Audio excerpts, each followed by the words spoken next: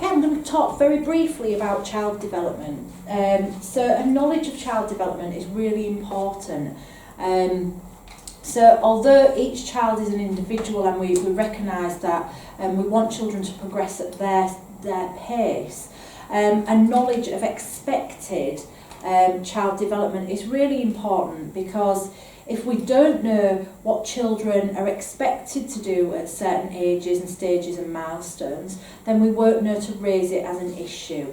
For example, if we don't know what age children are generally supposed to be walking, then if a few months down the line they're still showing no signs, we won't know to raise that issue.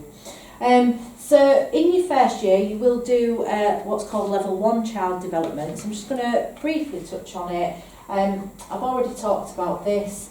It's important to understand the different stages of development, so we can split child development into early years, middle years and young people. And so although child development can be split into different age groups, equally thinking about generally what's expected in the early years, the middle years and young people is important too. For example, understanding, like I've already talked about in session 2, that young people are more susceptible to peer influence because they're developing their sense of identity. It's important to know things like that.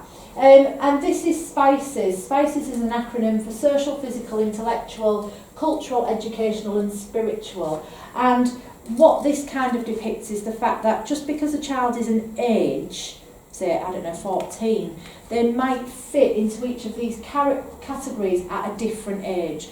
So socially they might be a different age, physically they might be a different age, culturally they might be a different age. So we need to think about what age children are in each of these categories when we're approaching them. Think about the example in session 2 of the young man who I talked about with the character that died in the soap. So to see him, you might think he was 14, but actually in a couple of these areas he was more like 4 or 5. Okay. So the role then for child development is, like I said, it's about us understanding what healthy development is, understanding the needs of individual children. So what does this child need, where do they fit with their milestones, recognising when those needs are not being met, and knowing what constitutes good childcare practice. So with everything we've talked about so far, what can you do? You can ask yourself these 4 questions. Now, these 4 questions are taken from a course called TCIF, and TCIF stands for Therapeutic Crisis Intervention for Foster Carers. This is a course that in year 1 you will be expected to do an introduction to, and the full course is 8 days. So you'll do a full course in your first year called Attachment, Trauma and Brain Development, and that's that's run over 3 short days or 2 long days, sorry. And that's kind of everything we've talked about today. It's in much more depth, and it's a really important course, and that's kind of like the underpinning stuff, the whys and the wherefores. And then TCIF is a course that looks in detail about what we can do, so strategies that we can use. And one of the main strategies, the first strategy that we look at in TCIF, is these 4 questions. So we should constantly be asking ourselves these 4 questions when we're working with children who've experienced trauma. So the first one is, what am I feeling now? Okay, and you might be thinking, why do I need to think about that? Because your own emotional state will impact on the child if you're not able to regulate your own emotions. So being able to regulate our own emotions relies on us being self-aware. So if we're not taking that time to consider what we're feeling, what's going on for us, and what support we might need, then we're going to jump into situations emotionally without thinking. Okay, the next thing we're going to ask ourselves is, what does this child feel, need or want? So you might encounter a situation and a child might be saying or behaving in a certain way, but actually it's nothing to do with that. So let me give you an example. An example I often use is, I was working in the children's home one day, I was getting tea ready and we were having hot dogs, and a girl came home from school who we know likes hot dogs, and she came in and she flung the door open and she stomped in and she went, "What's for tea?" And I said, it's hot dogs. And she screamed in my face, I don't like hot dogs. And I responded by saying to her, yes you do. Now, I was responding to the behaviour, not the underlying feeling. If I'd stepped back and thought, what does this child feel, need or want? One, she needs to get this anger out. She's obviously had something that's triggered her. This is the same principle as what I said about being curious. What are they feeling right now? They're clearly feeling angry. She clearly needs somebody to drain these emotions off to. And she certainly doesn't want an argument about hot dogs. Okay, the next thing I'm going to ask myself is, how is the environment affecting the child? So is there something in this environment that's making this worse? Could I turn the volume down on the telly? Could I dim the lighting? Could I get rid of some of the other people in the room? Could I take us outside where there's fresh air? Is there something in the environment that I could change to make this situation easier for the child to deal with? And the last thing I'm going to ask myself is, how do I best respond?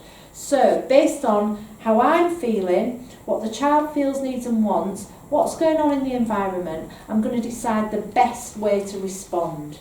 Because if I don't, and I just go with question 4 first, how do I respond? That's when I'm going to jump in and deal with it ineffectively. I don't like the word discipline, but if we think about discipline as we're talking about how to work with behaviour, then what we need to do is recognise that these children have painful histories.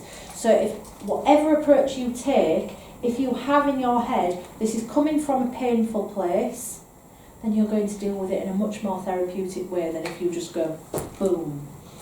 And I've just put there that as a foster carer, you can never use physical punishment. You cannot threaten or humiliate children in any way, shape or form. And you cannot use contact, food or activities as a consequence.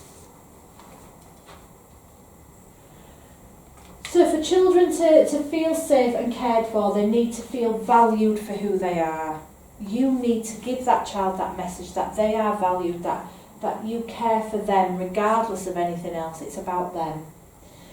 They need positive attention. This is a right, not a privilege, okay? They don't get positive attention just because they've been a good girl or a good boy. You are going to give them positive attention because they have the right to that. You're going to try and give them one-to-one time if they're able to deal with that.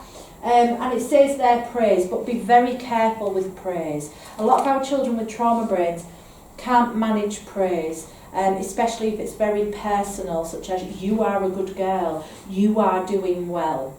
That's too much for them. It gives them a label that they have to live up to. It counteracts everything that their brain's telling them. So when we talk about praise, we might have to start off very low level by saying things like, I can see how much effort's gone into that picture. I can see you've worked really hard to get yourself dressed this morning. I can see that you've had a good day at school today. Not well done, oh woo, streamers, banners, you're a good boy. Okay, that might be too much. Children need opportunities to play, learn, relax and develop. I will say to you that for a lot of our children, when their amygdalas in their brain are going woo, woo, woo, woo, it's very hard to relax. And this is why a lot of our children struggle in school, because their brains are so preoccupied with scanning for threat and staying safe that they struggle to concentrate on anything else. But certainly as calm as we can make things, the better. They need positive expectations. So if we're saying to children, well, you probably won't manage that anyway, then we're reinforcing all of this stuff, and we're saying basically, yeah, you're rubbish, and I don't expect good of you. So children will just live up to the label that you give them. Fair, non-punitive consequences. So, like I said, children who've experienced trauma, consequences generally don't work, but what you will find is everything is followed by a natural consequence anyway. So, for example, if I get so angry that I break my toy is broken. I don't need you to punish me anymore. If I'm can't get myself up in the morning and get myself ready for the school bus, I'm going to end up walking to school. That's a natural consequence. And please, for our children who get consequences in school, these dreadful things like isolation rooms and things like that, please don't then follow that up with a consequence at home, because that child has had enough. And we need foster carers to be reflective. We don't want foster carers who stand there and say, I'm fabulous. I'm fabulous. Yes, there was a difficult incident, but it wasn't my fault because I'm fabulous. What we want is foster carers who say, do you know what? This is what I did. This is what I could have done differently. And this is what I've learned from this situation. Please, please don't try to be a superhero. Okay, and one of the last things that you can do to create a safe and caring framework is to use reflective responses. So for a lot of our children learn about emotions by them being named and by interactions. So when we've got newborn babies, we're saying things to them like, are you sad? You look excited. You look cross. And connections start to be made in the brain that, oh, when my body does this, that's cross. When my body does this, that's excited. When my body does this, that's sad. And they can start to make the connections between how their body feels and what that emotion is called. For a lot of our children who haven't had that interaction, they don't understand emotions. So when they feel angry, for example, it's just like that newborn baby. This feeling comes upon me, I don't understand it, I don't know what it is, and it's scary. Okay, so what we can do with our children is to reflect their emotions back to them. You look angry, you seem sad, I can see you're upset, you look frustrated, those kind of things. If we're giving these emotions back to children, it's very calming on the brain as well, and it's a really, really crucial therapeutic tool. So starting your response with something like you look, you see, you sound, I can see you're, and then followed by the emotion, angry, upset, sad, excited, cross. And that will, the more we use those, the more those connections will start to build in the brain. And like I said, it's been proven to have a really calming effect on the brain. So please use reflective responses with children all the time. And it might feel difficult, especially if you've got a child screaming in your face. Sometimes the feeling that comes over our bodies is to raise our voice. What we need to do is stay calm and say, I can see you're really angry right now, and I'm sorry. Apologise to children. You don't have to say, I did something wrong. You can just say to children, I'm sorry it's so tough for you right now. And try not to enter into conversations or arguments until the child has calmed down. Just be there. Just say, I can see you're really angry, and I'm sorry that you feel like this, until they're able to come down to a point where we can engage with them. Okay, don't enter the battlefield is a really key piece of advice I can give you. Okay, so what we're going to do is we're going to end the session with an activity where I'm going to get down on the floor, but before I do that, I'm going to go through a couple more slides with you. I'm going to talk to you about support. Support is key to being a foster carer. Part of your assessment will look at your support network, and you might think, well, yeah, they're all right. If I want to chat, we go out on a night out. When we're talking about support, we mean someone who can really, really be there for you. Support is crucial. All foster carers will say to you that they need their support networks around them. So you've got your family and friends. You'll have your fostering social worker. We will assign you a mentor in your first year, and a mentor is a level 3 foster carer who can help you with whatever it is that you need support with. They're there for whatever you need them for.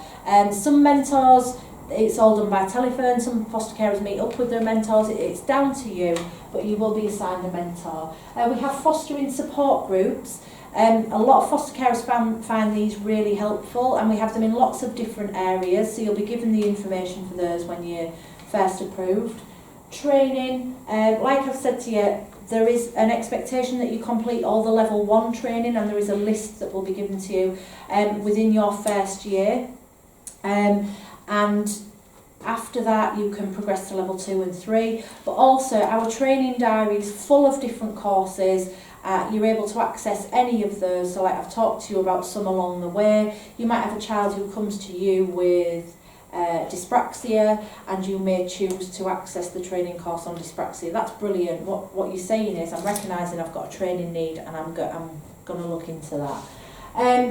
Fostering Network are an organisation that we will pay your membership to, and they provide you with lots of different information, advice, guidance. They've got lots of helplines. Doesn't have to be fostering related, the things that you ring them with, but we pay your membership, and they also offer discounts on days out, cinema, shopping, all sorts of different things. So they're there. There's lots for you to explore on Fostering Network. You'll be given your membership once you've been approved.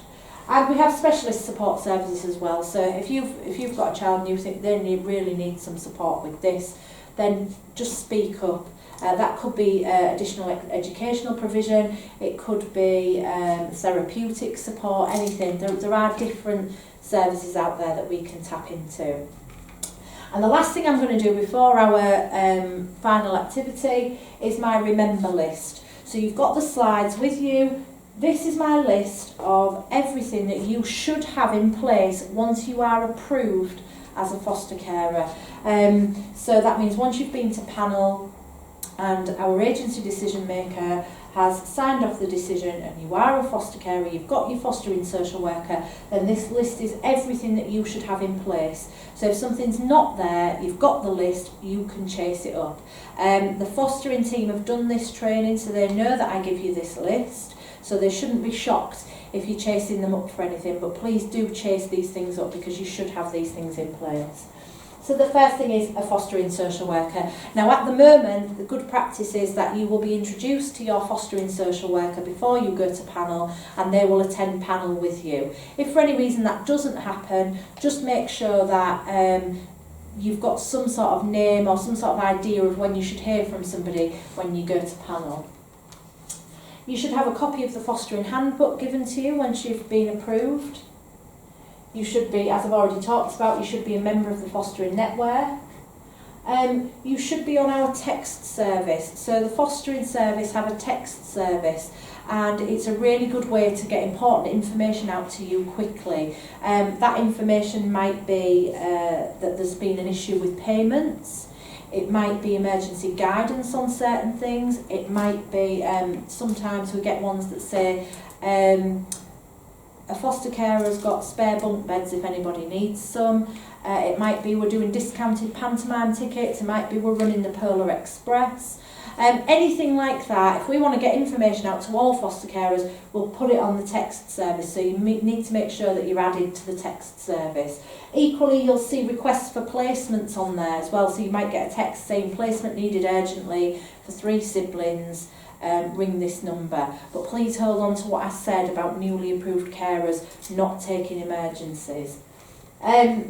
TSDS, your TSDS portfolio, I've already mentioned before. This is your portfolio that you've got a year to complete. Please don't leave it until month number 12, because then it will overwhelm you. If you do a little bit here and there, it won't be as overwhelming as if you leave it all till the last minute.